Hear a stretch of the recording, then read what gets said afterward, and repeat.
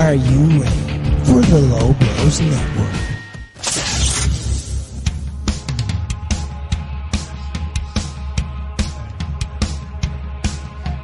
Every Wednesday on the Low Blows Network, the Low Blows team are at hand to break down, analyse and make fun of all things pro wrestling.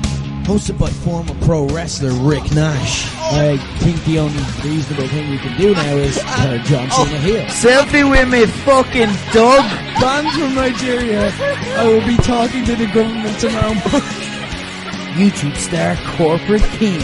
This elephant has 4 legs. Joe Russell's 4 legs. Joseph Stalin, if he had 2 more legs. Bonesaw rips off his shirt, yeah, and it says, "Chuck your law, big dirty tricor."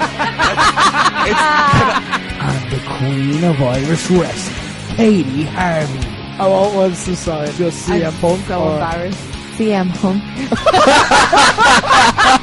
It's Low Blows.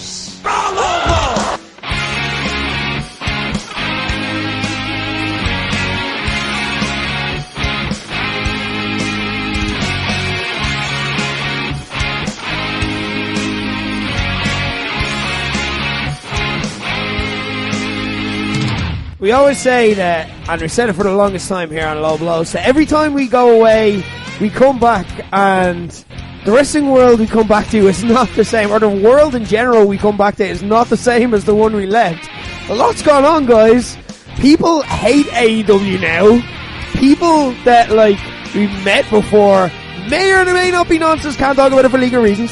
And oh my god, Donald Trump may have started World War III. The US president straight up murdered, the second in command in Iran, that's General Soleimani. He's been accused of doing it to take attention away from his impeachment. He's getting impeached as well. That's happened since we left. But as we get kicked off here, on the first episode of Low Blows, back to normal, Rick Nash, Katey Harvey, Corporate Keen, back in the house as always. As we get kicked off here on another edition, guys, can you think of situations where wrestlers started an absolute war to further their own politics? No, but I might kick up a fuss or like leak a nude just so people forget that I lost the OTT women's belt this weekend. I might just, yeah, it sounds like a good idea. It's a bit of inspiration there. Just start a fight, like. We're gonna get to that. We are gonna fucking get to that. We are, like, I'm staying calm. It's the first minute of the podcast. So I'm gonna keep my cool for a little bit, but we'll get to that. Like, so for example, this for me would be like, do you remember CM Punk, like, turned the wrestling world on his head just because he wanted to be on ice creams? Like, that's ultimately what it was for. Like, it was like he wants to be on ice creams and he wants in the WrestleMania spot and he's just like, burn all of it down. So that's what we're talking about. Corporate King, can you think of examples of wrestlers starting war to further their own politics? It wasn't like solely for themselves. It was for kind of what they believed in, and it's the funniest thing ever, right? I didn't know about this until a few years after it happened. I wasn't watching at the time, right? It came from TNA. I don't know what pay-per-view. It was like 2007 or something like that. Scott Hall was meant to wrestle in the main event. I think it was Kevin Nash, Scott Hall, and someone else against Samoa Joe and 2 others. Samoa Joe basically grabbed the mic without anyone's permission, because Scott Hall didn't show up and he was angry and he basically cut his own, like, pipe bomb, kind of like CM Punk but like 4 years earlier. Yeah. And he was like, yeah, what are we doing? You know, why are these wrestlers, you know, all these old lads coming in, you know, fuck all that sort of shit, when we have guys like Alex Shelley, Chris Sabin, you know, AJ Styles, Christopher Daniels, yeah. And it was basically like everyone was there, everyone saw it, and they were kind of like, I mean, like, thanks, but we didn't really ask for this. And it would be like, you know that Braveheart speech, it's like, they'll take our lives but they'll never take our freedom, and them all being like, yeah, like, I suppose they won't, but I mean, we're kind of happy here, you know, kind of like basically it looked like he was going for this big inspirational moment, this like moment of like innovation that everybody's going to look back on as like, oh, this was the moment. And it just didn't get all of it. Like, I suppose how I'd phrase it. One of my favourite low-key things are when you get those pipe bombs and they just don't land. Do you know what I mean? When it's just like someone who you can tell what's in their head. They think they're going to get like the drop the mic, the CM Punk like kind of reaction. Everyone's going to be like, oh, to every one of their lines. But like someone comes out like, and it's like, it's great on like random indie shows and stuff. And someone's like, I'm in love with professional wrestling. Am I right, guys? And then the crowd's like, Yeah. Or like in WWE when they say like, oh, or like I was wrestling, or no, sorry, outside WWE when they talk about WWE and they're like, oh, you may have seen me in that other place. To just absolute crickets, and it's like that Connecticut. Our friend, the sports center tape. This is wrestling. Am I right, guys? Guys, it's been the world has continued to move. How was your Christmases though? Did you get a chance to like reset? Did you have a nice one? Any kind of wrestling related issues? Well, we all have wrestling related Christmases, but like, how was yours? How did you go? I worked all the way through. Really? Oh yeah, I got Christmas Day off. Oh, yeah, shit. so I did not really get a chance to reset. Oh. But yeah, it was good. Like, I did see my family, so that was good. And then I ate a lot of food, and that was also good. Nice. And then we ran the Fight Factory show, and that was also good. Yeah. Did not realise how close to Christmas that was going to be. It was still very like Christmassy, even the day of. It didn't feel like a show. Like, we're all just kind of standing around like beforehand, and we're like, this is nice. We're just all hanging out. And it's like, there's a show that needs to happen. Like, I went lollipop shopping with Justy. That was real nice.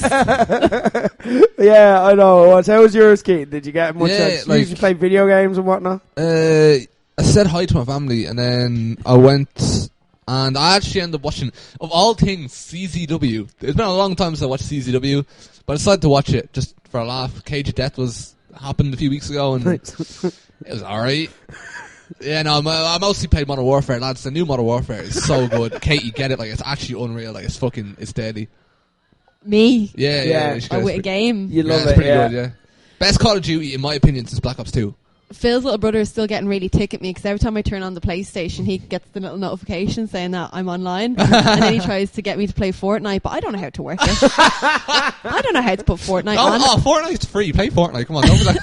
Then there was one night, like, I got Phil's gaming headphones, and they were still plugged in. I didn't realise, and next thing I hear him shouting, like, Katey, like, coming through the headphones, frightened the life out of me. Thought it was a ghost.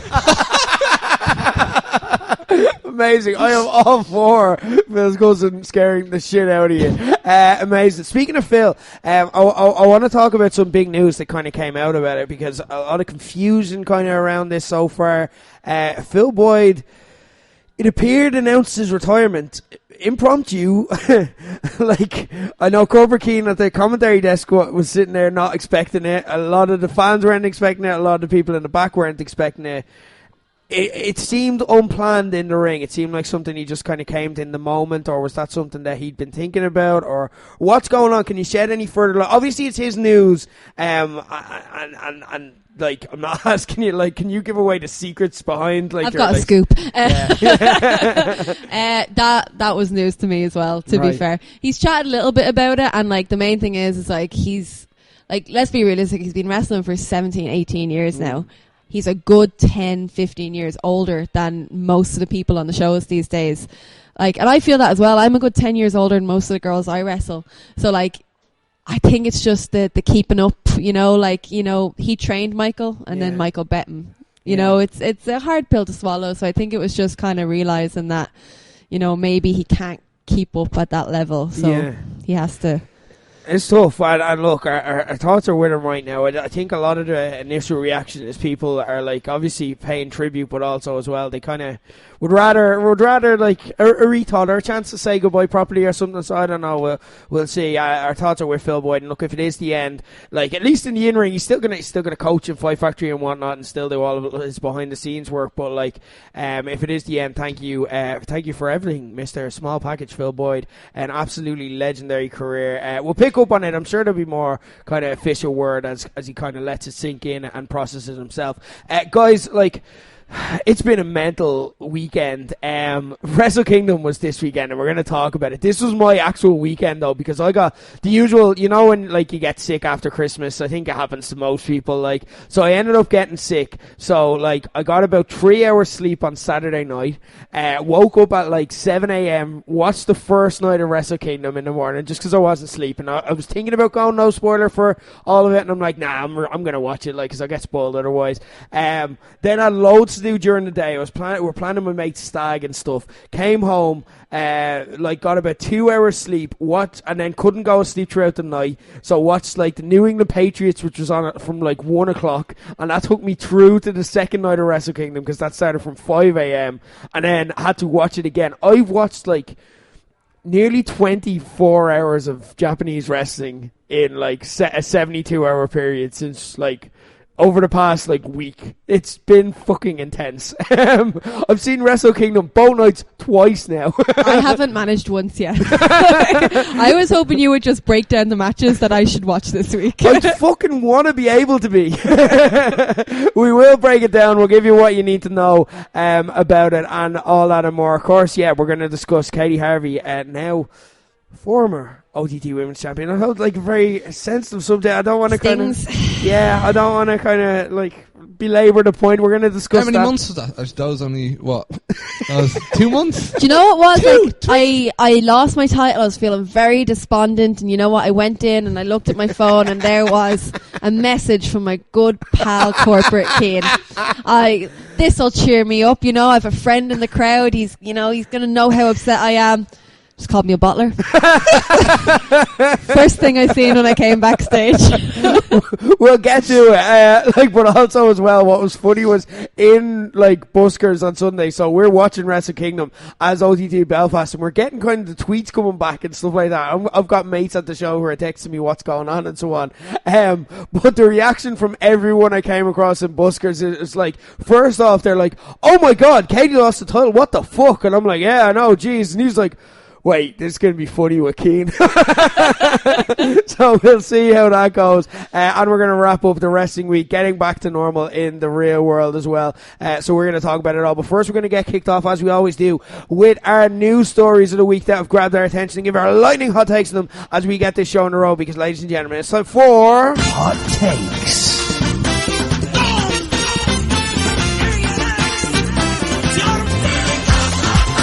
Hot Takes, getting kicked off with Corporate King. Yeah, I don't know. I don't have any hot takes or anything that happened over Twitter, like Jordan Oliver and all that stuff. I mean, it kind of came and went. The time to talk about it came, yeah, and then it went. Yeah. It just feels like, I was going to mention it, but I don't know. I like Jordan Oliver. There you go. That's kind of the main, the crux of it. And yeah, but... Yeah, I was watching NWA. I was watching it all on the college bus home because Rick told me there was something to look forward to that I'm assuming we're going to get to later. Yeah. But one reason I also wanted to watch it is because there was a special guest commentator in the women's match. Alyson Kay was on commentary, and she's done commentary before with Rise, a women's promotion in America. And basically, I just think she's a fucking deadly commentator. My hot take is that even though I'm not a big fan of 3-person commentator boots, I feel like Irish promotions should like Fight Factory and Phoenix should really like be looking at Alyson Kay as like another commentary option. I just feel like I don't know, is there any general manager right here that could possibly bring in Alyson Kay to commentate? I just feel like she'd add a lot to the show, and yeah, I just think it'd be really cool. Basically, Alyson Kay is a deadly commentator. That's my hot take. It was.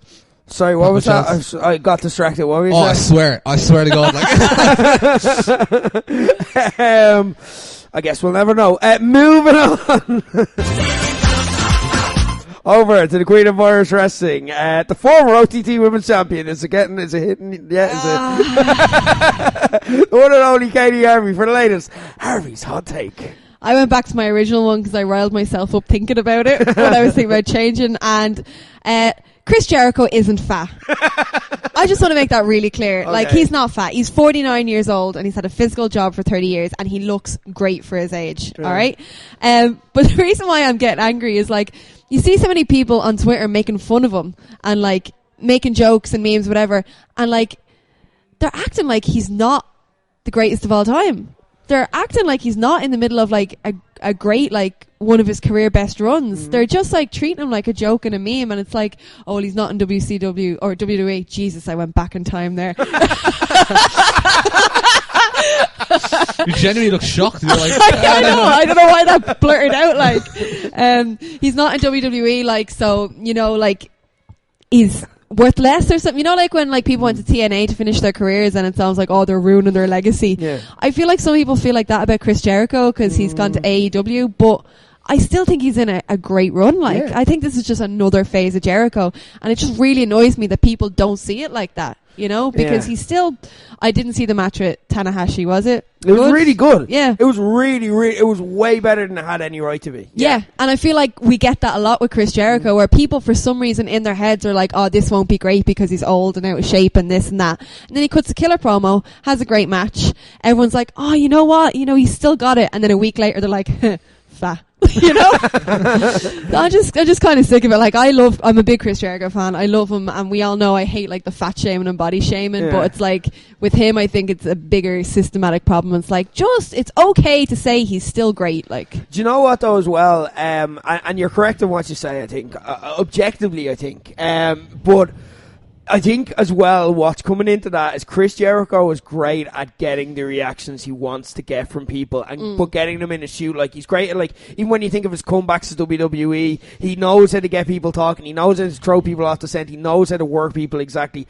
I think people are getting worked by this. Like, Jericho is doing big fuck off muscle poses with his dad bod, you know what I mean? He knows what he's doing, he knows the comments it's gonna get, and he just knows how to work people. Like, we were talking beforehand about like a podcast I was listening to last week, and they were saying it perfectly. They're like, Chris Jericho's body is absolutely perfect for his character, where he thinks he's fucking jacked, he thinks he's Scott Steiner, but like he's not. He's kind of old, and he's a bit like he's not in the same shape he once was. He's still in great fucking shape. Like, if you saw Jericho in the flesh, you'd be like, he's actually way taller than I thought he was. I guarantee it, like, because those WWE guys are fucking huge in real life, and he'd be jacked as well. Like, but he looks the part for what he's playing. He looks perfect. He looks like the Spinal Tap type rock star, you know what I mean? And he knows how to play that up. So I think it's just people getting worked and buying into the character, where they're like, they love him when he does like a little bit of the bubbly and stuff like that, and they pop for all his promos, but then afterwards they're like,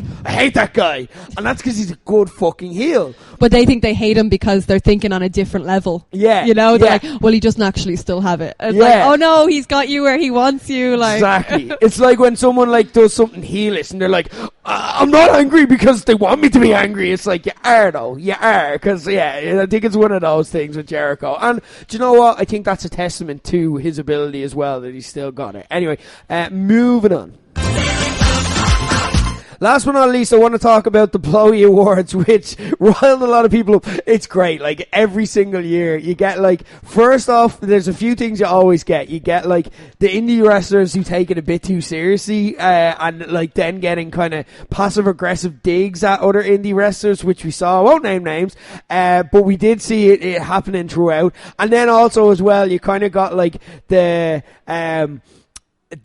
like digs at the awards where like this, what are these anyway? What's going on? Blah blah blah blah. So I want to talk about the Blowies and stuff we learned, because again, okay, first off, like, it's not like first off, it's an award ceremony that's called the Blowies. We're not turning around and like genuinely trying to be the Oscars of wrestling here. We're not like, we're more important than the WWE Hall of Fame. No, it's not. It's something fun and a bit of an interesting excuse to talk about the end of the year. But I also think as well that you can it's interesting to dip into awards, and you don't have to take them as gospel. Like, if your favorite wrestler didn't win Wrestler of the Year, that's okay. But also it's a case of, you are taking a snapshot, especially like some of the categories got like 300, 400, 500, 600 votes, like, so you are getting like an accurate portrayal of what a certain subsection of people think. So I want to look at like the lessons that can be learned from them as well, just as an interest. What does this tell us about where we feel at this point of time in wrestling? First off, the one things that I noticed, campaigning definitely works. Congratulations to Lance Archer and Alexander Dean on their Blowies, which they both campaigned vociferously for. Alexander Dean may claim that he didn't, but I get the notifications in Low Blows where it's like, hey, please vote for my friend Dean. I know I don't like wrestling, but he's really happy with it. And fair play to him, Irish Wrestler of the Year 2019. For those salty about like,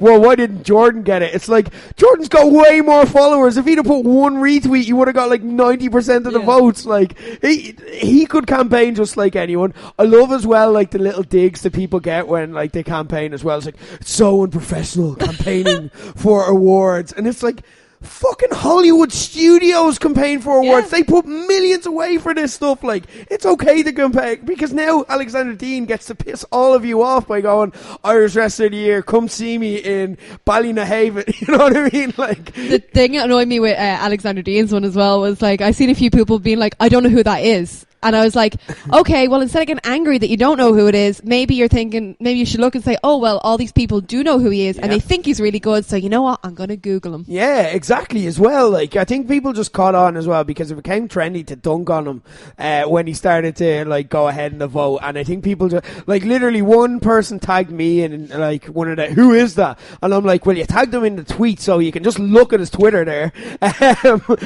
So it's just one of those things. David Starr fans ruin everything. No, this was the year of David Starr, where, like, if we'd have voted him in the fuck off Ryback category, people just would have sought vote for David Starr and just, like, voted for him for literally anything. If he'd have been tag team of the year, if there was a fucking typo, if he was in commentator of the year, he would have won. He literally won. He won everything this year. I felt a bit like aggrieved myself, and this is also a conclusion where I think the Blowies in particular, they're very, and this is just a reflection of maybe Irish fans. I think the vote is very localized. So, like, sometimes people will vote for, now I don't want to say bias as well, because I remember moment of the year, WWE moment of the year, the two that won were Roman Reigns is cancer free and Kofi winning at Mania. They won in a draw, and the two that didn't win were Becky winning the Rumble and Finn Balor turning heel. So I'm like, that's actually a fairly fair result from an Irish led vote. Like, so I'm not saying there was bias, but a lot of the thought is very rural. Like, I don't think David Starr was the AEW Indie Japan Wrestler of the Year. Like, I don't think he OTT Import of the Year, Match of the Year, all of that. Yeah, when it comes to OTT, David Starr owns this year. But, like, what did he do in the indies outside of OTT? He did a good bit in America. He deserved to be in there, I think. He deserved to be one of the four. Put him against Will Ospreay. Will Ospreay had Match of the Year candidates every fucking month. Pick a month and I'll name you a Will Ospreay match. Like, for me, it's like Will Ospreay had one of the great years of all time in wrestling. And I think, but it's just a case of, what do people pay attention to in Ireland? They pay attention to the local scene, which I'm not even saying that my way is right. I'm just saying that's what this tells you about this snapshot of people as well. One thing that I kind of noticed was, first off, I feel like we should bring this up on air. Sorry for forgetting, like, your big moment in the moment of the year. Cool. When you could have said, like... Well, I mean, at the end of the day, what did that moment eventually lead to? No, I'm not saying we were justified, but maybe we were justified. I'm just saying. Maybe Joe seen that I wasn't nominated and thought people don't care. But obviously we reckoned it, and we put Katey in the moment of the year, because, like, it oh, did I get in the end? You were in. You nearly won. You nearly won. Because what? Who won? Did I come second? It was second, and it was very close in the end. And this is kind of like another kind of, like, this is just something that I don't want to make anyone mad, but I just want to, like, put a note in it, and I want to, like, we can look back on this in 6 months, okay? So for me, Katey was winning you were winning that category for ages, and then the Star fans came in, and then it was like Star beating Devlin just, like, absolutely swung it towards the end. It went from, like, fourth to first, like, and absolutely swung it towards the end and beat you by, like, 2 or 3 votes. I should have got on the Alexander Dean ballot. You should have got in, yeah. You need to take advice from Dean. But also as well, like, for me, I find that kind of interesting, because it's like this really positive, like, inspirational moment. It's like, is that the moment of the year, or is this kind of, like, weird, like, I don't want to say toxic, but like kind of, you know, this moment that started all of us fighting and disliking each other.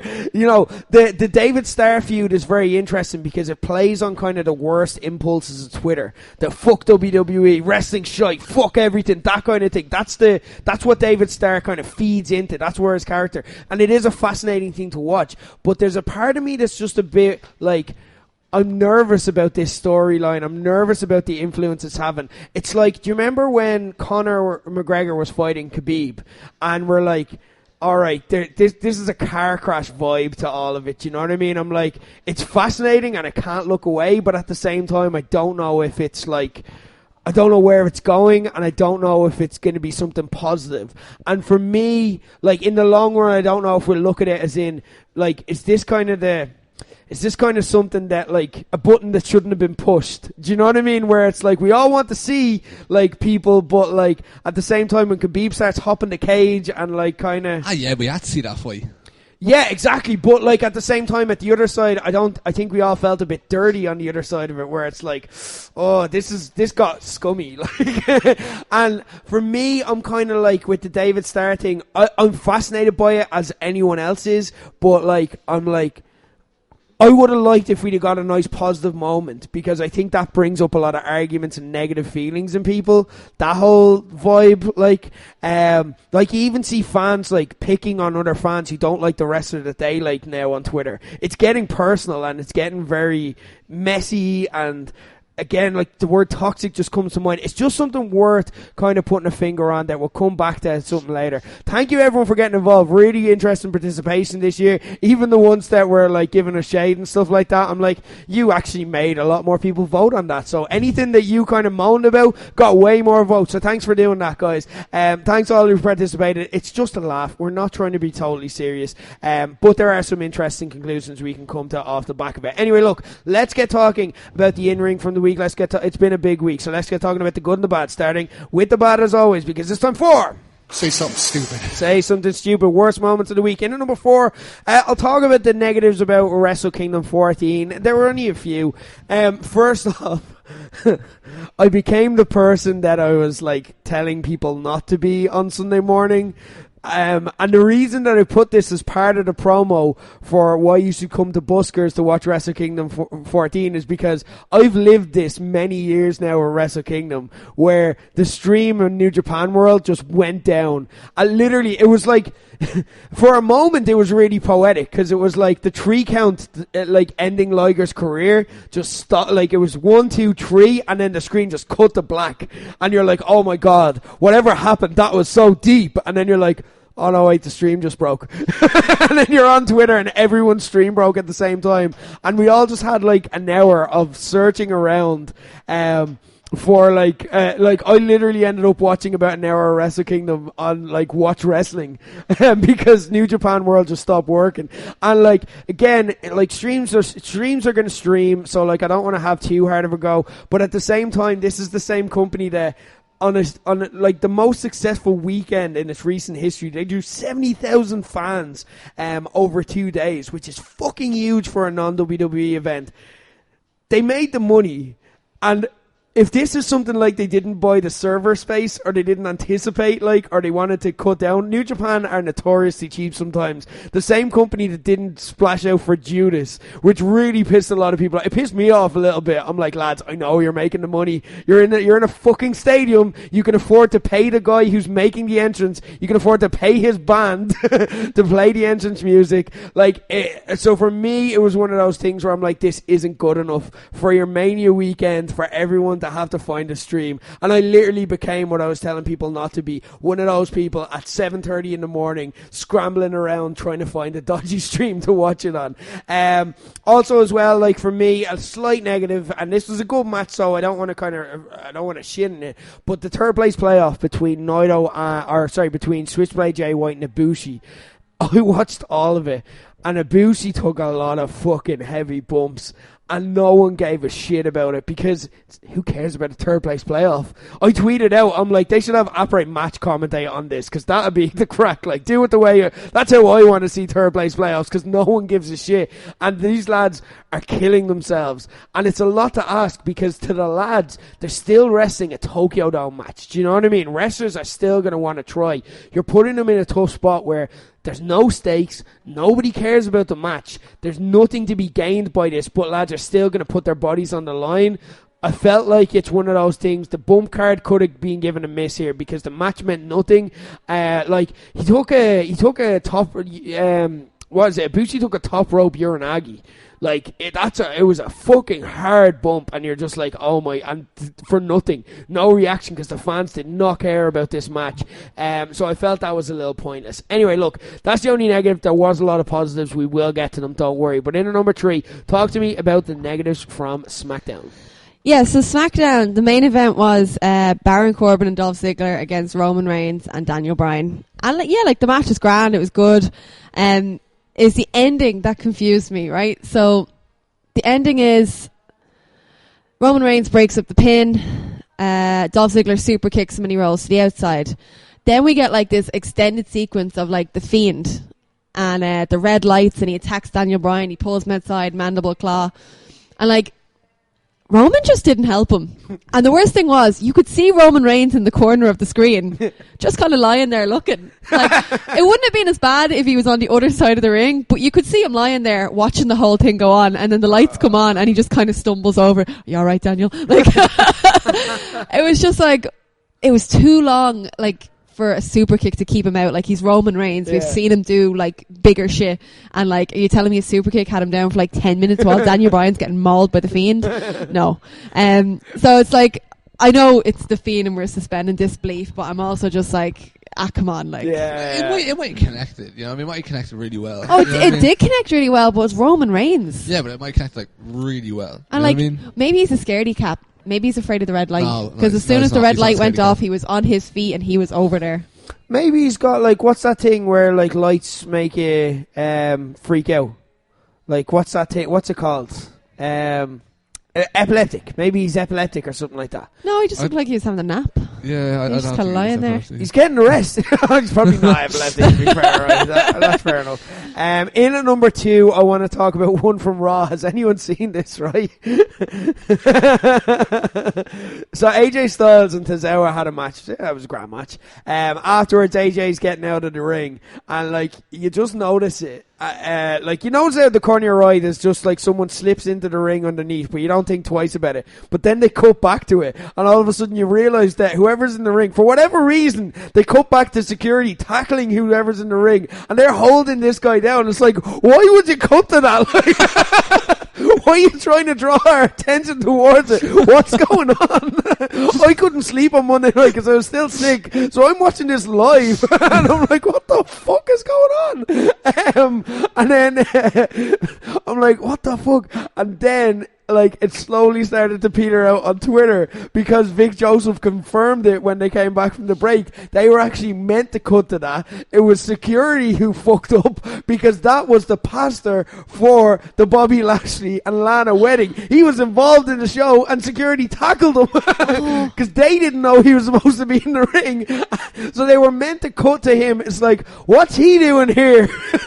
But then what happened was security jumped him, and then the commentary had to be like, bah. And they just got to break. It was amazing. But that is an excuse to bring up something that we were all for, but I think we need to talk about. Has everyone seen, or at least seen, highlights of the wedding yet? Yes. What are our thoughts on it? I don't know.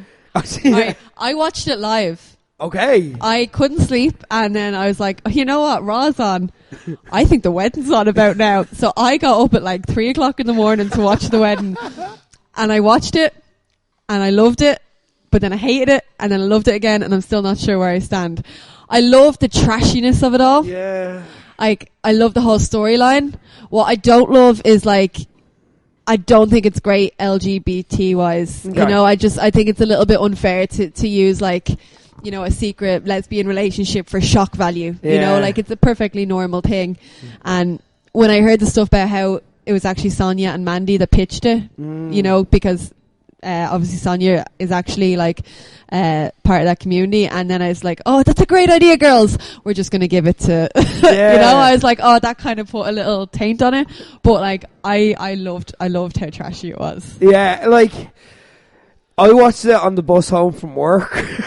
And it's one of these things where, like, again, this isn't the first kinda time lean with this storyline where I'm just kind of like angling the phone away, and then I start to look like I'm watching porn or something. So I'm like, don't look at the phone, because I'm like just thinking, what are people going to think if they see me watching this? What will they think this is? Like, what is Rusev jumping out of a cake wearing a bow tie. yeah, I'm like, they're just gonna go, who is your man?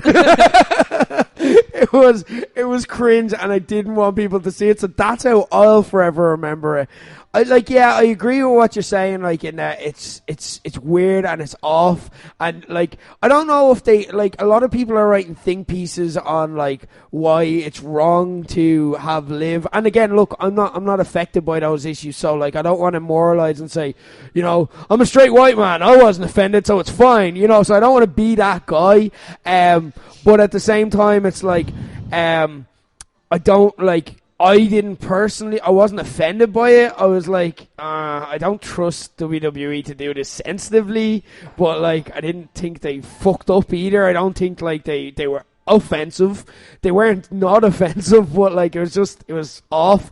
It was totally trashy. Then Rusev comes out at the end, and you can't help but be like, alright, that's pretty funny. Like, here's the thing with this storyline that I'm at now, like, I can't turn around and, like, for the sake of being dramatic and just being like, oh, WWE's so shit, I can't turn around and say I'm not entertained by Rusev ripping the absolute piss on Raw every week, which is what he's doing with this storyline. Like, he's just winking at the camera the entire time, and that's entertaining.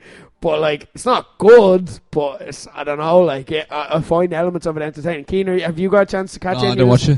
Yeah, I just didn't watch it, so just spared yourself the stress of it. I don't know. I just feel a bit out of the loop at Raw. I don't know. I need to get back into it. You're missing Eric Rowan. His whole big thing. I know. Everyone's freaking out about his thing.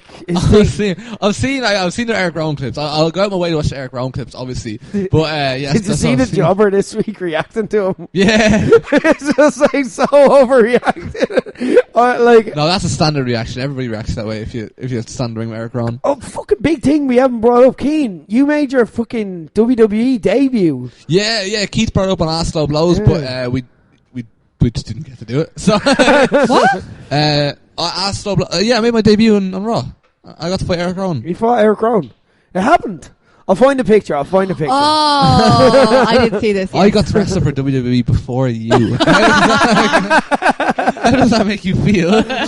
While we're dumping on Katey, in at number one, let's talk about OTT. Let's talk about OTT. So I'm sitting there, I'm checking Twitter. This is like a few weeks before the show, and I see they've announced a match. I actually didn't know it was a title match either until like a few days later. But yeah, it was Katey Harvey versus Sami Zayn. I'm like, oh shit, okay, cool. Because Sami Zayn was in the title picture like, was it last year or the year before? It was the year before last. And she kind of just disappeared. Raven Creed beat the shit over her, because that can be done. And she came back, and I'm like, okay, this is now it. As co-champions, my co-champion will get to have a revenge on Sami Zayn and finally prove that she is the better woman of the two. Get through her, move on, no problem. They have their match, and Sami Zayn, I don't believe, hit her finisher on you. Don't believe she had you caught in an elbow breaking submission. She just rolled you up, and you bottled it. You bottled it. Katey, you fucking bottled it. You were the champ. You won the championship at the National Stadium, and without me even getting the chance to defend this title, you lose it in about 3 months. That's a bit generous. Start of January, so 2 months. 2 months, and it's gone. I'm not proud of myself. You shouldn't be. I'm not. I'm not happy. It's in recovery now, like from how upset I am. I wasn't expecting it either, to be fair, to be rolled up like that. Like, I'm actually speechless. I don't know what to say. Rick, what do you think of Katey bottling it and letting Low Blows down? Here. Katey, you haven't just let Low Blows down. You've let yourself down. You've let your mates down. You've let everyone who believes in wrestling. you know who? You know. OJMO had a theory about this when I was standing with him at the merch table. Okay. He reckons that I lost because I was so distracted by his presence. I was like, that's a real full circle moment. I'm going to leave. Did you get? Did you make the noise for OJMO? No, didn't. No, you didn't say, oh. no. I just kind of malfunctioned a little bit and then walked backstage. The OJMO effect. Any other thoughts from OTT? Don't clip that and tag him in it now. It's a thing. Sorry. What happened? The main event, the main event was really good, but I don't know. I had no idea where to put this. Like, it's stupid. Also, I'm neutral on it. I don't know how to feel about it yet. The main event was good, but it was Mark Haskins versus Adam Maxton for the gender neutral championship, right? Adam Maxton won. He won the title because Foxy fucked over Mark Haskins. Haskins shoved him, and then Foxy decided to take it upon himself to shove him back, and then Adam Maxton won. Great match. Don't know why Foxy decided to get himself involved with that. Was that whatever. for Terry? What? Was it for Terry? I haven't seen it. I wasn't there, so. Oh, I didn't think of that. Yeah, that's a good point. I forgot about that. Yeah. Shit. I don't know. But basically, yeah, it's kind of just like Adam Maxton's a really good wrestler, right? No, nobody's denying that. But this is a lad that when he last wrestled in Dublin, he beat Bobby George Jr. in the Tivoli. Two things that are dead now. That's an amazing stat. If Jesus. you were a Dublin fan who has never travelled to Belfast to see OTT, you don't know who Adam Maxton is. Yeah. Do you know what I mean? And he's talented, but for me, it's what? He's a good guy, and that's his character. He's just a really jacked, talented, good guy. Yeah. I'm kind of what? Like when I think of Adam Maxton, I think of the earlier days of OTT with the Body Bros where he came out and went, Martina, you're a fat bitch, and then Drew McIntyre beat the shit out of him. That was cool. That made you, because you hate him, but you felt something. Do you know what I mean? Yeah. Because I'm not from Belfast and he's not my hometown hero. I felt nothing. Watching this, and it's just again nothing against him. If this is a belt, I feel we don't know where they're going to go with this. Yeah. But if this is now a Belfast title, and that's why they gave it to a Belfast wrestler, and this, it's something new for every show. They're going to have this. This is going to be their kind of title, the Europa. They'll probably still call it the same thing, but it's whatever. Europa League. Yeah, the Europa Hotel, yeah, Europa Hotel League. No, then that's cool, and it's something different. Again, maybe this is the title that'll get everyone to kind of feel something, about Adam Maxton. Who knows? We'll see where it goes. But when I look at Adam Maxton winning, it's again, if it's a Belfast title, it makes sense. But otherwise, I personally would have wanted CT Flexer to win it. That's just after the year he's had. I don't know where he's at now, you know what I mean? And it's kind of that would have been really cool. That would have been my personal pick for a gender neutral champion. I don't know. But I just, it just seems like a really random thing. Yeah. By the way, that title shot that he won for the NLW title was over a year ago as well.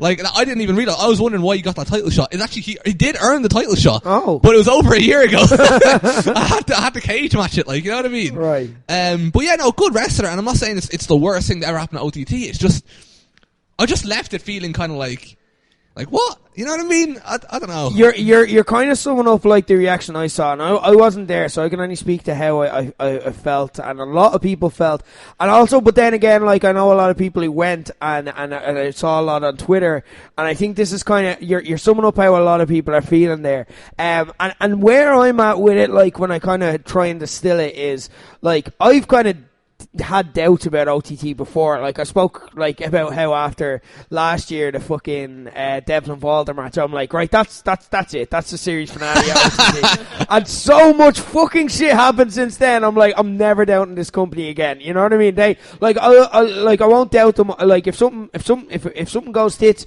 fair enough, it goes tits. But I'm giving them the benefit of the doubt forever. So I'll continue to do so. But for me, with the title changes, and I'm just saying this because a lot of people I know said this, in Buskers, said this to me if they were at the show or tweeted it.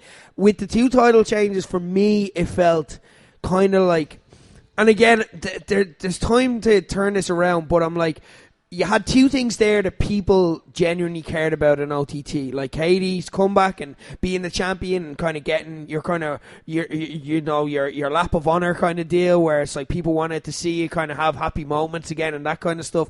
And then also Terry getting his revenge on Haskins. Now, here's the thing. There could have been, with indie wrestling, this happens all the time, and OTT aren't responsible for it. There could have been political reasons, like why Haskins couldn't make certain dates or this or that, why he couldn't hold on to the belt for longer to do that, because I believe that's where they wanted to go. I would have liked to see Terry get his revenge. I think a lot of people would consider waiting for that until it made sense to happen. But now they're just gone, and again, it's nothing to do with the wrestlers involved. It's nothing to do with Sami Zayn and Adam Maxted. I think it's great because Adam Maxted is one of those guys that he's doing so well, but we don't get to see him in the biggest promotion in Ireland for whatever reason. It's probably just dates haven't worked out, because I know they view him highly there. But like, now, great, we get to see more Adam Maxted. That's good because he's a good wrestler and we do want to build more of a relationship with him. So now we get that opportunity. So there's positives here. Sami Zayn, another great wrestler.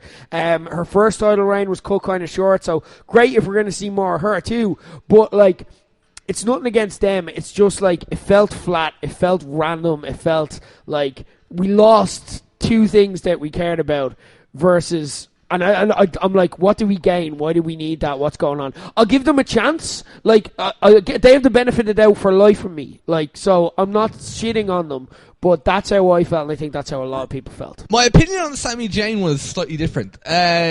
As disappointed as I was in Katey Harvey, and as much as she let absolutely every single person down, I'm actually intrigued by this. I think this opens the door for so many different possibilities. Yeah. A lot of people in the group chat were talking about where are they going to go next, what are they going to do next, as opposed to Katey beating everyone like that would have been her job to do. Beat every single challenger that comes in month after month after month. Like, you know what I mean? It's something different now. Nobody really knows where they're going to go. So I like the unpredictability of it. Yeah. So that I'm actually not like hugely against. I'm not huge against either of these things. Yeah, both of them could turn out like, where like in 3 months we're like, that's why they did that. Yeah, exactly. And they've done that so many times before that's why I'm giving them the benefit of the doubt. I'm willing to see how this plays out, but I just felt a bit empty leaving. You know what I mean? Yeah. Like, I get that, and I know a few people who did as well. So it's like, look, and we'll talk about the good. We'll talk about because as well, Haskins is on the next Dublin show. Oh, is he? Yeah. Oh. So it's like, that's why I'm saying if they're making a Belfast belt, fair enough. But if it's, if it's being defended in Dublin shows as well, I don't know if that's the way to do it. But who knows? Yeah, it's their decision to make as well. So we'll kind of respect that as well. I'm not shitting on them. It's just a case of that's how people felt. So we want to reflect that as well. So let's talk about the good from the week, including with OTT. Starting with because, ladies and gentlemen, it's time for.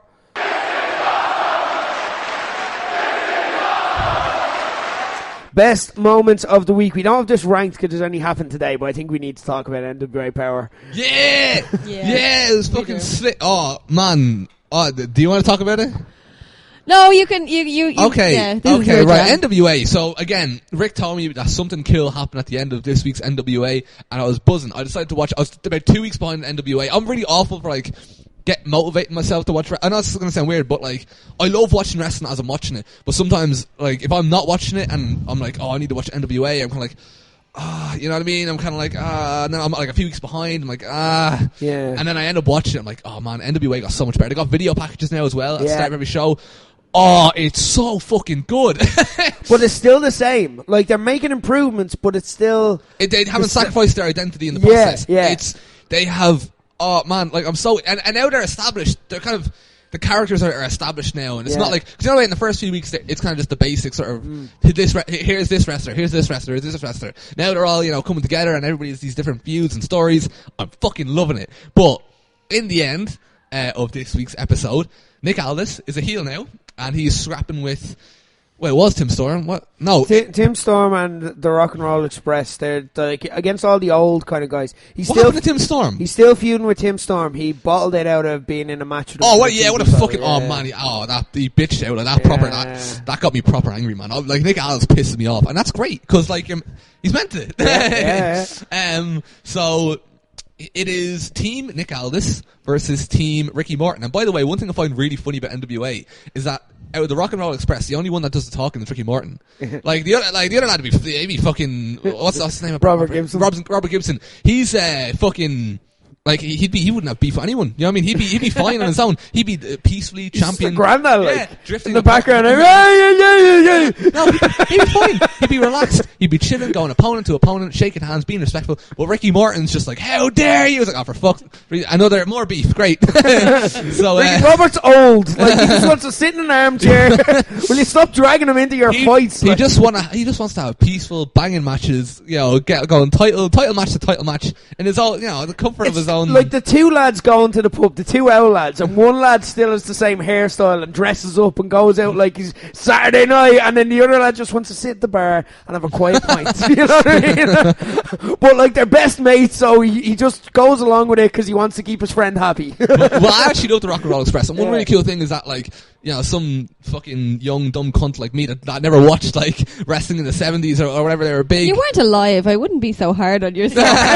Yeah, I'm such a dumb bastard. No, but you know what? I was born when I was. Yeah, we know if Jim Cornette or something was to hear me say like, who are the Rock and Roll Express or who are these guys? They'd be like, how do you not know? You know what I mean? Like, to be fair, Jim Cornette can't judge much. Steve. Yeah, no, but you know what I mean? Like that type of character. But yeah, so it's cool to see them in like kind of a modern setting, but still kind of an old school setting at the same time. Anyway, it's Team Nick Aldis versus Team Ricky Morton, but neither of them are actually on the team, they're just watching. So if Team Ricky Morton wins, Ricky Morton gets a title shot at Nick Aldis. Yeah.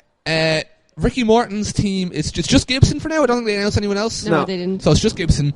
And he's facing Team Nick Aldis, which consists of his faction stablemates. What are they called? Strictly Business? Strictly Business, yeah. What's his name now? Tom Latimer, formerly Bram, and Royce Isaacs. And they announced who the third man is. They were like, we've a third man, basically, Ricky. That's what's happening. And the fucking sirens hit. And who comes out? The big bad booty daddy himself. Fucking Scott Steiner. I am so excited. Like, Scott Steiner is that is not something I expected to see in NWA. It's Scott Steiner. Scott fucking Steiner. Did you look at the YouTube comments? No. Someone just wrote in all caps, Scott Steiner, this is not my NWA. It's like, imagine sitting there like just probably waiting for some old timer and then just being furious that Scott Steiner. But the guy is, I actually think he is a good fit now. Yeah. Like, because it's all about talking. It's all about talking. That's all NWA is. Like, it's not all it is, but it's 90% just talking. But also as well, it's like, it's not about like work rate or what you can do in the ring. It's about respecting older wrestlers. Like, we're probably going to get a title match. We're probably going to get Ricky Morton getting a single title match. I hope so. That'd be so cool. And it's going to be cool because like you're going to get built up because like he went into like, I never got a title match because I looked out for the boys and I never got involved in the politics. And like we're going to get that, and it's going to be cool because it's going to be like, it's respect. It's like in America, old lads don't get that respect. In Japan, like the older lads get that respect where they're like the old hard fucking warriors. You know what I mean? In America, we don't get that moment, so now we do. So having the Steiners in there and so on, it's like, yeah, it doesn't matter if you're not great in the ring because that's not what this is. It's about personality and character, and just us getting to like spend a moment with you in your natural environment. You know, like the 80s. Well, it's just like, I forget what I was going to say. They've got some cool new signings between Steiner and Marty Scurll. That's what I was going to say. Yeah. They've NWA, like, yeah, you're not going to see like, you know, New Japan, Wrestle Kingdom main event level, you know, whatever, matches. But they make me care about fucking everything. They've got me caring about like a 50-something-year-old like teacher wrestling Nick Aldis, and I'm there on the bus like nearly crying like, come on Tim, make your man proud, make Mr. Storm proud. Like the old woman sitting next to me looking at me like, are you okay? Are you Mrs. Storm? Oh man, I love it so much. I'm still Team NWA, very much so. Love it. Yeah, it was class. How did it feel like as the WCW? Like, did you just absolutely? Oh yeah, I loved it. Yeah. But then, like as I said to you, it's got immediately thick with myself because now I want to watch a Bram match, and like that just I don't know how I feel about that. But yeah, I can't wait to see who the other two people are. Yeah, because like it is these mad curveballs. Like even with the women's division, they're just bringing in like all these random girls. The women's match, Thunder Rosa and ODB, I watched that. That was really good on it as well. Yeah. Isn't ODB the OG Session Bot? I'd love to see her in Session Bot scrapping Oh, yeah. Oh my god! Yeah. I'd love to see Session on NWA, actually. That'd be mad. That'd be so such class. a weird... Actually, her Ring of Honor debut was announced there the other day. February, I believe. So that should be really cool. Interesting. They're on, I think, Sky Digital as well. I think they're on channel 192. So. Yeah, Jimmy was telling me on Sunday that there's apparently a channel on Sky that shows random wrestling. Oh, yeah, have you never seen it? Shows like Hollywood Championship Wrestling and stuff. What channel is that? 192, I think it is. Yeah, that's what it was. Yeah, 192. And it shows like British stuff. It shows like PCW and stuff. Yeah, it was showing... Yeah, it's just all like weird, like random shit. Like, yeah, I just think real territory wrestling. That's so funny. Like, it's just there. It's mad. In at number 5, I don't know. Like, we probably put the Scott Steiner thing ahead of it, but like, that's breaking news. In at number 5, one from Raw. Watch Ray versus Andrade. It's really fucking good. Is this where the ref pulled him? There was like they fucked up the finish, and the ref had to. Yeah. But it was so funny. It wasn't like I'm not shitting. Like, it was legit. It's the only part of Raw I saw. But it made me laugh so hard. The ref, like, he has him in his finish and the ref's like, no, get him off. It's like, grabbing him by the head, and I was like, go outside. What? Oh my god, I don't know what was happening, but it's so funny. Like, he looked like a fucking dad separating two kids fighting. Like, it's so funny. But you would have liked this match. This was a bit like Lucha Underground, because you remember they did kind of telenovela wrestling. Do you know what I mean? Where it was like the kind of over melodramatic kind of beats and stuff like that. Like, just constant cheating for, like, both really, really high standard of in-ring work, like, but also as well, like, just storyline stuff where it's like Mysterio's going for like a dive off the apron onto Andrade catches him in a powerbomb, and like, he's been having his beef with Selena, but now he's won the belt, so everything's presumably all cool. Andrade does like kind of, do you know where the reverse powerbomb where you just drop him backwards instead of forwards. He does that, but Zelina's standing right behind him, so he just drops him on Zelina and stuff like that. Like, there was loads of really cool spots like that, and they work like 20 minutes. These two guys, it's not the first time I put them in This Is Awesome, and it won't be the last. They just click. I really hope that they're probably heading towards the Rumble, but I hope they get a Mania match, because they're really fucking good together. Sorry, speaking of the Rumble, because I know it's probably isn't This Is Awesome, did you see who is going to be in it? Did you see the poster they had? That had all the contestants in the Royal Rumble on it. No. See, it's at the far left of the poster. No. So who do you think it is? Why are you looking at me like this? It's Eric Rowan! Eric Rowan! Rumble, lads! Eric Rowan is going to come out. How's anyone going to eliminate Eric Rowan? The fucking size of him, like, he's going to win it. He has to win it, like. Yeah. Lads, but I'm actually so excited for Buskers. I don't think I've ever been in Buskers for an Eric Rowan Royal Rumble appearance. Because he's been in tag. When was the last time he was even in a Royal Rumble? Yeah. Probably when he eliminated Brock Lesnar, because he can do that. And like, or that time when Curtis Axel came out to enter the Royal Rumble and Eric Rowan beat the fuck out of him and took his spot. Which I still find really, really funny. I forgot that even happened. Yeah, Eric Rowan calls Axelmania. There we go. A sidetrack that nobody asked for. But I just presumed he was in every Rumble. I don't know why. He just seems like a real make up the numbers lad. He's a very, like, who's going to eliminate this guy? That guy. Yeah. But my fear is that Big Show came back, and that's what we should be talking about. Oh yeah, Big Show came back. That's fucking cool. How do we feel about that? Yeah. Love it. That's deadly, man. Love it. Big Show's fucking jacked. What a legend. I'd love to see Big Show and NWA though. He'd be really good at that. Yeah, he'd be a they need character. A giant, like. Oh, imagine they got a giant, like. It was really nice to see him back, because, like, yeah, he'd been away long enough. They were like, the fucking Big Show. I thought he retired though. Someone pointed out that 2019 is the only year since he's been active that he didn't have a match. Oh, that's a mad stat, isn't it? 2018. Apparently so. I don't remember that at all. Like, yeah, but like, it was probably exactly like this match, like a random 6-man. Like, we won't remember. It could have been like the world, like the greatest Royal Rumble or something. Like, it could have been something like that. Sounds like a good show. Yeah, get the Saudi money. But yeah, I thought he was retired. I'm really surprised that, like. Yeah. So this isn't him coming out of retirement. It's just him coming back, is it? No, he's coming back. Yeah.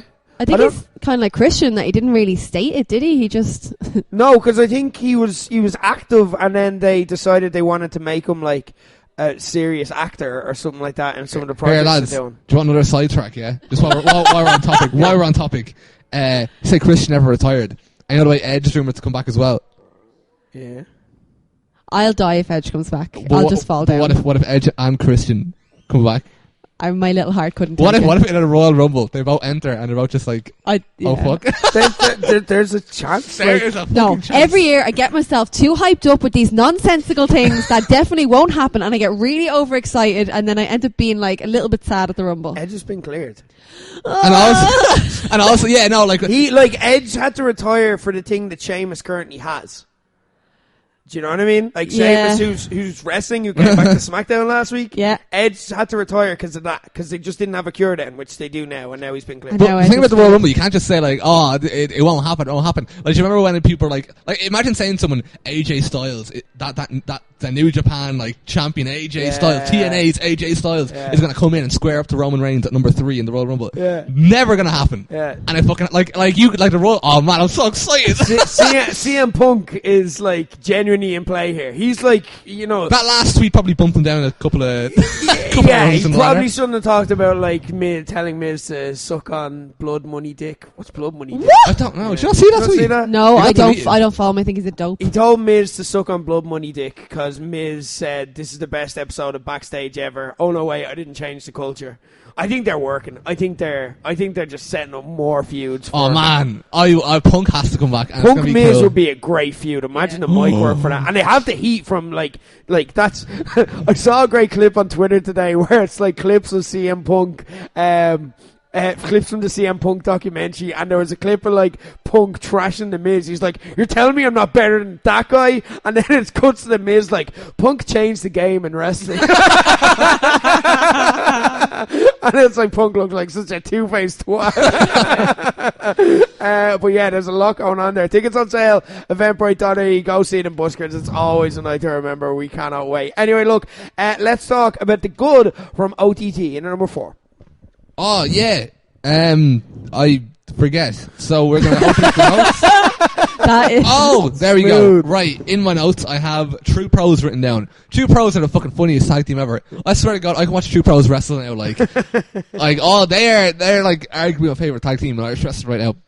I just Liam Royal is so fucking funny. Just everything. He's just so just funny as fuck. Like I don't, he just goes around battering people, screaming at them the whole time, and now he's taking things off people as well. So he has like the hat from Club Tropicana after they beat Club Tropicana, and then they took Bonesaw's glove after they beat the Kings of the North. So it's like he's taking things from people as they go. Nice. Man, Bonesaw looked proper weird without the glove on. It's like he's naked or something. I didn't like it. I didn't know he had a hand. Yeah. It just wasn't right. But Imagine it was like a scary movie. Use my strong hand. That's why he wears the glove. but yeah, no, True Pros are fucking great. But yeah, for me, my favourite matches are arguably OJMO versus Omari. They're unreal. They're fucking deadly. I remember there was once a time when I would hate like having an import versus import match in OTT because I'm like, you know, where's the Irish wrestlers? But the Irish wrestling scene is in such a good spot now that when two young, promising imports, you know, from the UK are wrestling each other, it's actually a really good thing. You know what I mean? Neither of them are signed either. I don't think so. I'd love if they were like OTT regulars now. I assume Omari is going to go after Scotty for that title because of the contenders match they had. We haven't actually talked about contenders, have we? But yeah, fucking basically, yeah, it looks like him and Scotty Davis are going to be squaring off with each other. But I heard people saying that Adam Maxted and Scotty Davis are going to have a unification match at the stadium. I'm like, Yeah. I don't think that's where they're going. I don't want to see that one. I don't want to see it at the stadium. I just like Scotty matches at the stadium are important, especially if Jordan's not going to be around as much. Yeah, but also Scotty versus Omari again. I'm so up for like Omari is so fucking good, and OJ man, they're just deadly. They're just fucking deadly, and that's what I'm just up for seeing them. Do you know again. if you want to talk about contenders? I won that match. Was it for the We're title? running out of time. yeah. Let's move on. I was still a champion then. That was then. Let's talk about the good from SmackDown. We're going to talk about The Miz again because The Miz is the best. Yeah. He's done like a little thread of things all the way through SmackDown, and they were just all deadly. So they're really leaning into this thing that the Fiend has got inside Miz's head, and he's changed him. And like, there's a really great interaction with Daniel Bryan where a few weeks ago it was the Miz being like, he changes you, like, don't get involved with him. And now it's the complete opposite where Daniel Bryan is looking at him like, what are you doing? What are you doing, pal? Like, got a little bit cheesy towards the end where like the Miz is just like, beat him for all of us, you know, and like it was a little bit cringe at the end of it, but like I get the story. And then he had the interaction with Kofi, which I loved. So Kofi and Big E they're big happy themselves, like with their pancakes and all, and they're trying to cheer Miz up, telling him what a great decade he's had. And when you actually list out the decade the Miz has had, like, he is one of the best of all time. Yeah. Like, he's done a lot. And then they mentioned that Cody was tired, or Cody. See, what is wrong with me today? What's wrong with me? My brain has gone back in time. You're going to be like, so Miz was doing a promo backstage with Randy Savage. Sting did a run in with Kofi, so they're actually tied for titles, and then that kind of goaded Miz to like challenge him for a fight.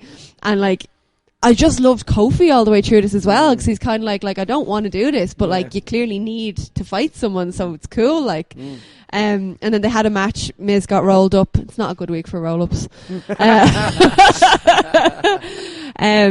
Yeah, and I just loved the whole thing, but the best bit came in the last Miz segment, where they went to go get a backstage interview, and they knock on his door, and it's got the little Miz sign, and the Miz didn't answer the door. John Morrison answered the door. Oh! Yeah! Watch more WWE! Did you not know that? No! So subtle and so well done. As in, like, she's knocking and, like, he just opens it calm as he like, and he's like, no, Miz doesn't have anything else to say tonight. And that was it. That was the whole thing. Yeah. But, like, straight away you're like, Miz and Morrison. Yeah. Like, I noticed that their videos were getting traction again on Twitter this week. I used to love their videos.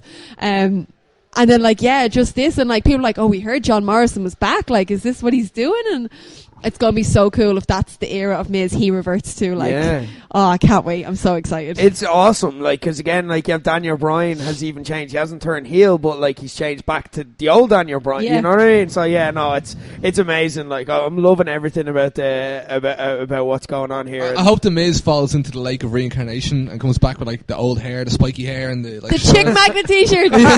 Loved it. I hope he says hoorah again. I don't know if that ever, like, caught on, but... Oh, he's going to wear the fucking long shorts again, and, like, it's going to be amazing, and the rest of with gloves on. I'm so excited. I love the Miz. The Fiend is Benjamin Button.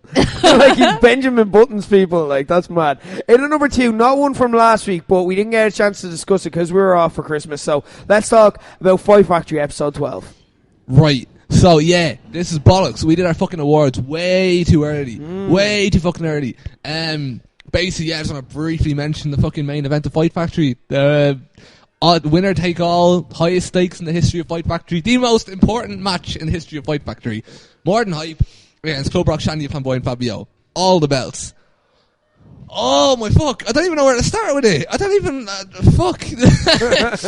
Like the buzz I felt watching this. Like every possible potential like ending. You know what I mean? Every like. I don't like. Could one of you take over? Like, it's just where do you start with it? Like, it was like, it was an awesome match. The guys went out there and absolutely killed it. Like, cause there's a lot to bring to the table, especially for young lads as well. Do you know what I mean? Like, that's what this was as well. Like, More Than Hype are still very young, but like they were the veterans in this match, and they went out there and they had like the entire crowd like on their feet for an extended like 10-15 minute period. It was one of those things where there was about 16 different false finishes in this match, like genuine false finishes. It had a bit of everything, like Phil running down at one stage and becoming the ref for some reason, like when Foxy got knocked down, and then like the More Than Hype then lifting the lads up and then just giving them blatant low blow, and Phil having to wrestle with the idea, do I disqualify them or not? Like, what do I do? I know what they're trying to do. Like, again, just kind of the vindication, the lads finally getting the big win.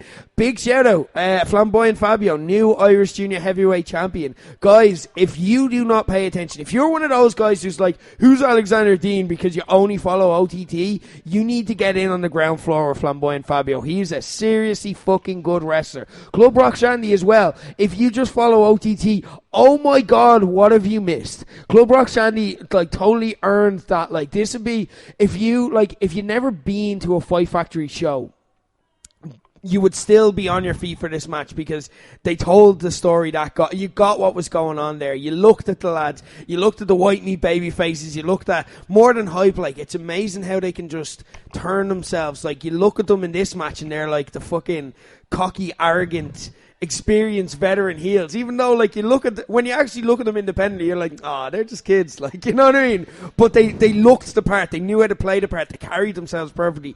It was a fucking masterpiece. Club Rock Shandy and OTT is like Okada and TNA. yeah. That's a great comparison. But when I'm fucking, that's the most emotional I've ever got on commentary. I was like, every like, every time I thought it was the ending, I was like, no, he kicks out again. He kicks out again. I'm grabbing them by the throat. Ben, he fucking kicked out. It was just, like, so, yeah, the DQ, the fucking, like, just watch it. Just watch it. It was an absolute masterpiece. Whole show was great, though. I have to say, that's one of my favourite Fight Factories there. Just went so under the radar. You had the whole Phil moment at the start after losing to Michael May. You had Big Win Mick finally becoming Big Win Mick, and Tony Kelly.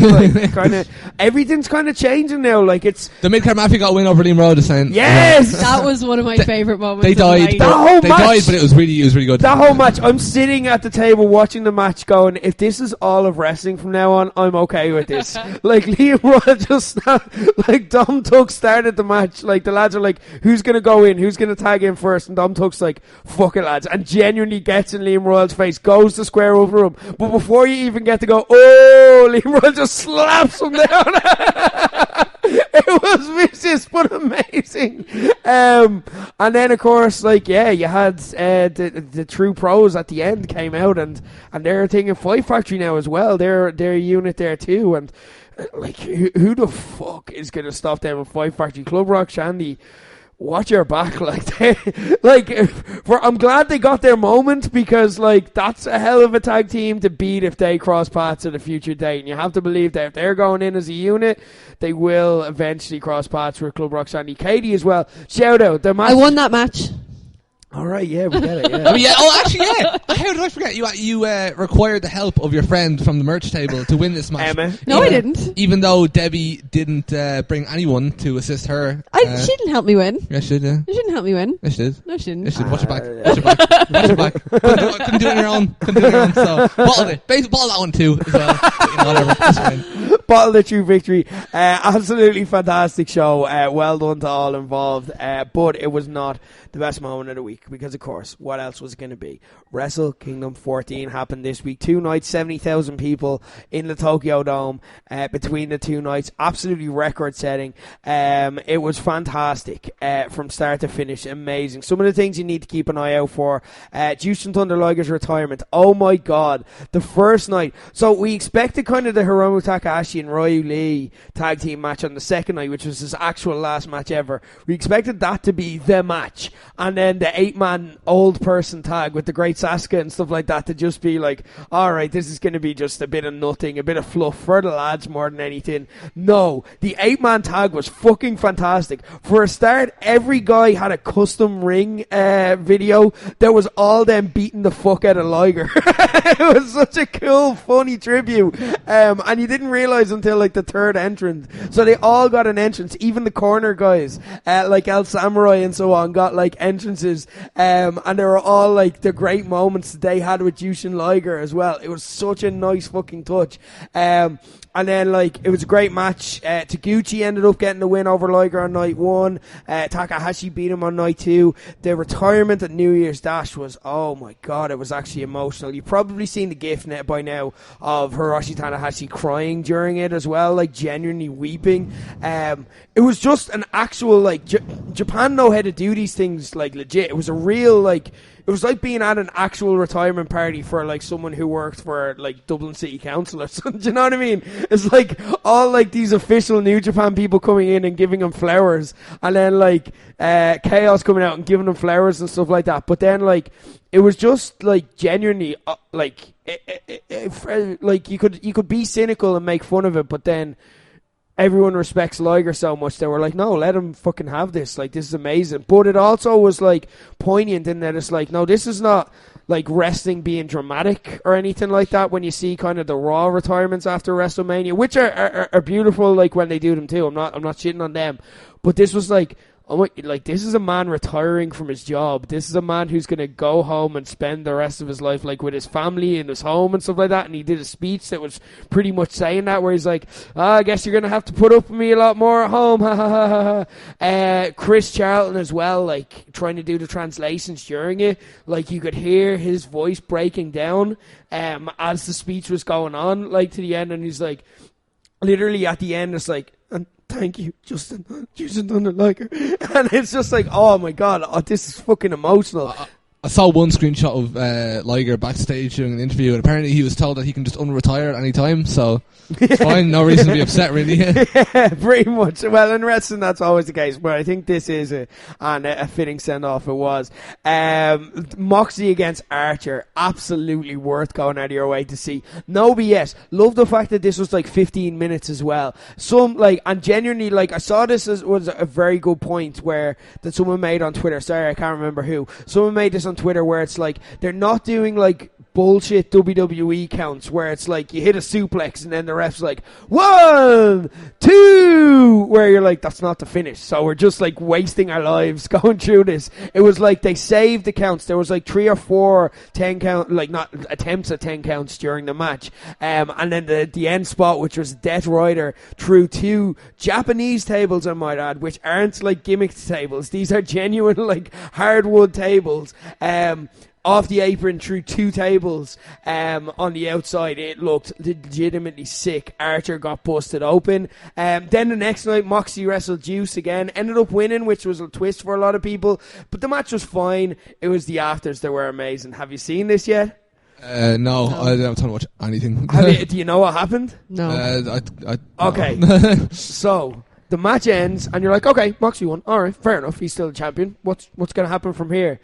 His music just stops, and Minoru Suzuki's music hits, and you're like, this was perfect. They had played such good sleight of hand, because everyone's like, ooh, Suzuki isn't booked for Wrestle Kingdom, like, what the fuck's gonna happen? Like, is he leaving? He must be leaving, because he's too big of a name to leave off Wrestle Kingdom. What the fuck?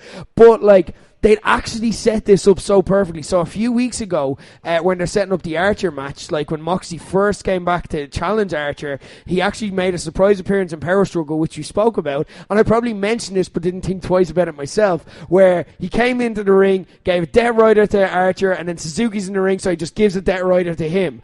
And you just forgot about it after that. You just never thought twice, even though you're like, that's such a fucking dream match, the two of them. 2 crazy fuckers. And then all of a sudden, Suzuki's music hits. Everyone's like, oh, like, even in buskers, everyone's like, fuck. It genuinely was a mark out moment in itself. Then you're like, what's gonna happen? Suzuki comes out just fucking smiling. He's like, we're gonna do sick shit. And then you're like, right, okay, so is he just going to stand at the ramp, or what's the story? Suzuki's like in a tracksuit. He just takes off tracksuit bottoms. He's got his gear on underneath, unzips his top, and then he's in his wrestling gear, and it's like, are we going to have a match? Like, the commentators are like, I think we're going to have a match. Like, is this happening? And then they just start beating the fuck out of each other. It was fantastic. Suzuki hit a pile driver on him, and that's going to be a future match now, which is like Wrestle Kingdom quality in itself. 2 absolute legends. Or maybe they just settle their differences there and then, and that's it. I guess you are the better man. Ospreay against Hiromu, absolutely fantastic. Got voted. I wouldn't necessarily agree, but it got voted the match of the weekend. I thought it was fantastic. Really good storyline in it, in that Hiromu's coming back. Now, the build up to this was great as well, because in the Road to Tokyo Dome shows, they had Hiromu actually come back and do tag team matches to hype this, and Ospreay beat him and got the better of him every single time. So they're building up, well, is Hiromu actually himself like? And then Ospreay got 90% of the offense in this match, so it's just like, oh fuck, like, Hiromu, okay, Ospreay's better than Hiromu. Ospreay's had one of the best years in wrestling history. It figures that he should beat him. Some of the sequences in this match were ridiculous, though. They brawl to the outside. Hiromu goes for a German suplex. Ospreay lands on his feet and then does that thing, do you know, where he goes a few steps back? Then he runs at Hiromu, right? So Hiromu has his back to, he's standing with his back to the apron. Hiromu gives him a belly-to-belly suplex. Ospreay rolls into the ring through the ropes, comes over and does do you know the flipping side Sasuke special where he does the flip and then he does a moonsault to the outside.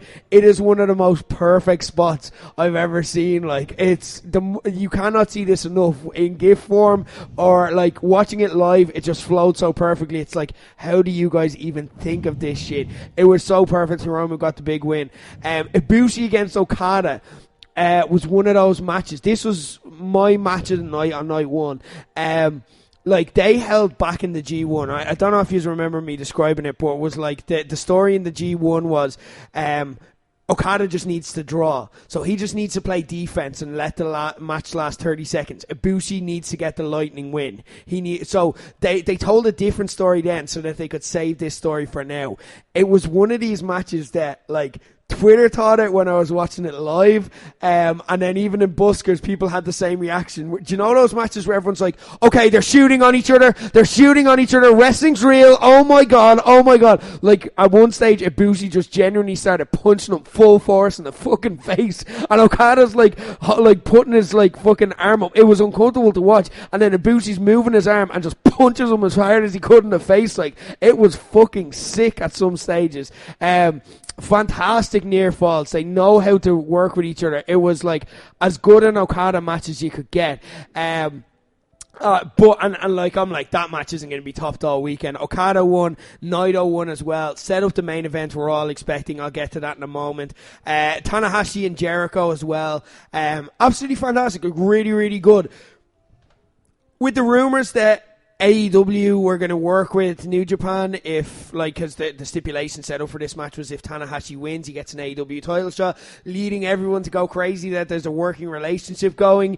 And Jericho ended up getting a submission win, but it was a really hard-hitting match where both lads, they loved working each other. It's one of those things where you know the two lads have thought about, what would we do if we wrestled each other? You know what I mean? They had each other, so this match seemed practiced. You know what I mean? Even though obviously they wouldn't have practiced it, but it seemed practiced. It was in their heads for so long. They knew what they were doing. It was really, really tight, really good, and worth going out of your way to see. But then, Okada Naito, the build-up after this match has been 7 years in the making. 2013 this whole feud started, okay? Naito, of course, won his first G1 as the Stardust. Come on, babyface.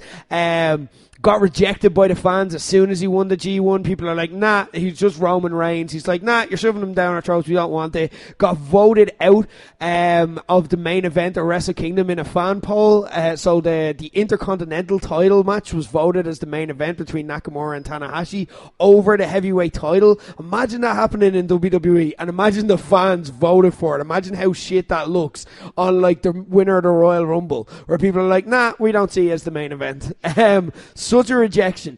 He goes away, becomes this tranquilo, Los Ingobernables character. He doesn't give a fuck. He doesn't care. He hates the Intercontinental title. And this is that's why he hates the Intercontinental title.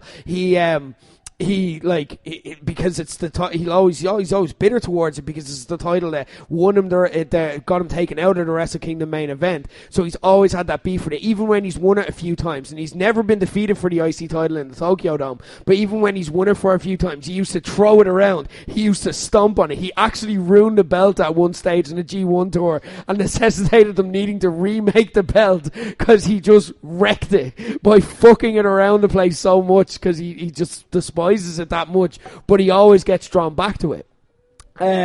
Ended up winning the G1 a few years later. And then in the middle of it, that great match where for 1 second he allowed himself to just become the Stardust character again. He stopped being tranquilo. He stopped being I don't care about anything again, and he just enjoyed and soaked up his moment in the Tokyo Dome. He tried his old Stardust press finisher, missed it, and then but he gets back on top and he just looks at the fans and he goes, come on! Goes for his Destino. Okada in that split second counters him, tombstone, boom, Rainmaker, boom. Okada wins. Naito has to start back at square one. He's failed for the second time running. Somehow tries to work his way back here into the main event. Says he finally accepts being Intercontinental Champion last year by beating Jericho in the Wrestle Kingdom main event. He hit him with the Intercontinental belt. He accepted the title for the first time. He's like, no, I'm going to make this about me. I'm going to make the best of it. Next year, I'm going to hold this title for the next year, and then I'm going to challenge the winner of the IWGP Heavyweight heavyweight title match and I'm going to win both belts. Well, shit went wrong because A, he didn't win the G1, he lost to Jay White. Jay White cost him the G1, and then he lost the Intercontinental title to Jay White, beat him on night 1 at the double gold dash, became Intercontinental champion, continued to remain undefeated as IC champion in the Tokyo Dome, and then went in to fight Okada for the 2 titles. Can he finally get his big win over Okada? Oh my God, this match. This was amazing. We put so much work. For me, I loved watching it in buskers because we put so much work trying to educate people into New Japan and like build it up there. Like, I remember the first year we ran parties for New Japan, it was kind of like casual fans who didn't know the full story behind it. A lot of like hardcore New Japan fans, but the bulk of it was just kind of people who were like, yeah, let's go along and watch this. No, I didn't need to explain any spots in this match to any people. It was fantastic. Just constant back and forth throwback spots to everything that they done, telling the fucking story of this.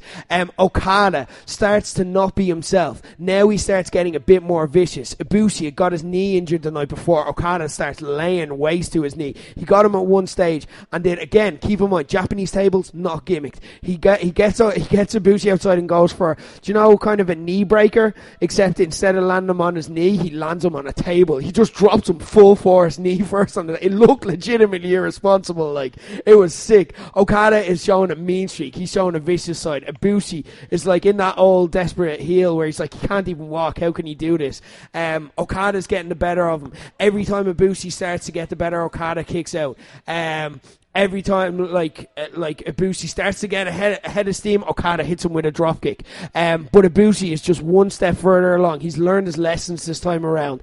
And he wants to win it his way as well. At one stage, he gets up on the top rope and everyone's like, don't do it again. Do not do it again. Do not do it again. But instead of stopping and going, come on, he just hits the starter's press without thinking. He hits it quicker this time. He doesn't stop to pose. He doesn't stop to savor the moment. He sees that this is his opportunity. Near fall.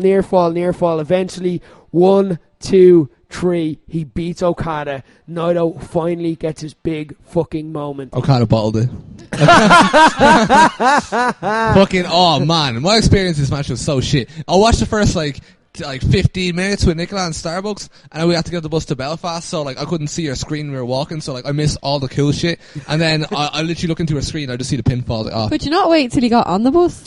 No, because it was over. Like, we were watching live. Yeah. Oh, okay, yeah. Shit. I'll say that. I'll watch it with you sometime and explain it. No, it's ruined. After the match, they get on and Naito has this big moment, and then like he kind of thanks the crowd. He celebrates with the 2 belts. Consider now like how far it's all come together. He's in the Tokyo Dome. He's beating Okada, and he's holding both championships. The first ever dual champion, holding them with pride. He gets on the mic and he's like, you know what? I'm going to do this for the first time ever in the Tokyo Dome. And then you go, oh yeah, he's never got to, because the only person who gets to do a promo is the person who closes out the Tokyo Dome. So I'm like, he's never got to do a promo in the Tokyo Dome. That's fucked up. And then he does the whole like, this is how he closes every show. Oh, sorry, he turns around. No, it started the promo is, he turns around to Okada and he was like, you know what, it feels good to win the Tokyo Dome. Okada, how about we do this again? And Okada, they cut to him in the crowd and he's kind of limping off. He's hurt. He's the defeated challenger, but he turns around and he gives the LIJ symbol. And it's like, oh, this was so fucking good. It's like a real passing of the torch moment. But then he turns around and he's like, right, let's do this one more time in the Tokyo Dome. And he's like, Bushi, Shingo, Hiromu, Sanada, Evil, Naito, Los Ingobernables. Kenta beats the fuck out of him. Kenta, out of nowhere, at this big moment they've been building 7 years towards, Kenta just interferes and beats the fuck out of him. The heat in Tokyo Dome was ridiculous because this is this cathartic moment that everyone has been waiting for, and Kenta just took it away. A beautiful chance that just takes them. I love that. A lot of people are genuinely mad. That's the point. They want you to be. But like this is what these moments are for, where it's like finally we get our moment. It was like as well when Club Rock Sandy fucking won the tag titles and then they took it away straight away. You get so mad, but you need to see what happens next.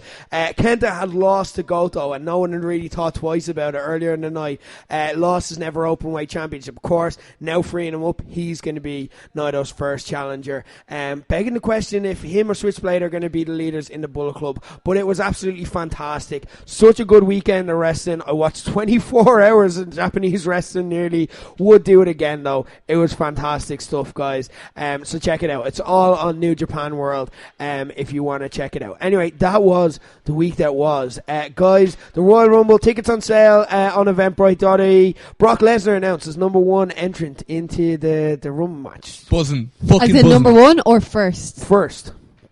He's the number one entry. He's the coming number- out first he's in the- the match. yeah, he's coming out first, yeah. He's not just the first person to declare himself in. No. There's a few people in it. Reigns, Ricochet, Rowan. Rowan. Yeah. So there's a few in it. So Brock Lesnar is going to be in it. I don't know what this means. It means he's going to batter some cunts for the first, 2 or 3 numbers. And then at number 4 or 5, someone really cool is going to come out. And it's going to be a fucking showdown. It could be Riddle. It could be anyone. Maybe Kevin Nash with his new knees. Yeah, I mean... what happened? Yeah. I'd be alright with that. That would be good for me. Right, Women's Rumble match also. Charlotte, I think, is the only one who's been announced. They got to get on that and start promoting people. Becky Asuka as well. She's trying to avenge her one blight of 2019, and you have the Fiend against Daniel Bryan. That's going to be amazing, guys. Next week we're going to have information about what you can expect at the actual party itself. But guys, get on this. Tickets are selling fast. I think we've got about half the tables gone already, guys. These tickets sell fast, so make sure you get down there. Every single year, it's something worth talking about. From the first year we ran a Rumble party and we were featured all over Joe.ie and the Journal.ie. Your man who ripped the Hulk Hogan t-shirt off, you may remember. It went viral on YouTube and was everywhere. And ever since then, it's the party that got the entire world talking. Last year, endorsed by only Becky fucking Lynch, who retweeted us. We ended up getting featured on Sports Illustrated. Who knows what people are going to be talking about this year, but you won't get to be a part of it unless you're in Buskers on the Ball, so get to it. Tickets eventbrite.ie now. Katey, are you going to be defending the OTT? No, but I'm competing for a different belt. Okay, yeah, I'll be in Belgium competing to be the first Flemish women's wrestling champion. Oh, there you go. Yeah, that's the thing I'm doing. They're good. Well, is that this weekend? Keane is not impressed. It's the weekend after. I actually get back the morning of the Rumble, so maybe I'll have a new title to bring with me to the show. Okay, there you Please go. don't bottle the Low Blows pool tag titles with me. You're still the Low Blows Pool champions Yeah. as well, so you got to remember that. Who are we challenging? Oh, yeah. I've got ideas. Oh, okay. Okay, we may find out. That's the only title I have right now, so... I'm so tragic. Oh, my God. This is a bad time for you, Keane. You got to somehow figure this out.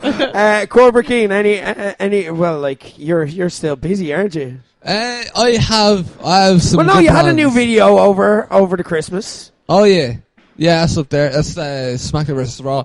The original SmackDown vs Raw. I don't know. You've probably seen it if you're into it at the stage. I'm going to promote a Tennings video because I was watching Tennings the other night. Is he back? Does he have a new video? He's back, and it's daily. I fucking love it. Okay, excellent. Yeah. There you go. For those of you that don't know who Tennings is, he's a relative of Angel Cruz, possibly.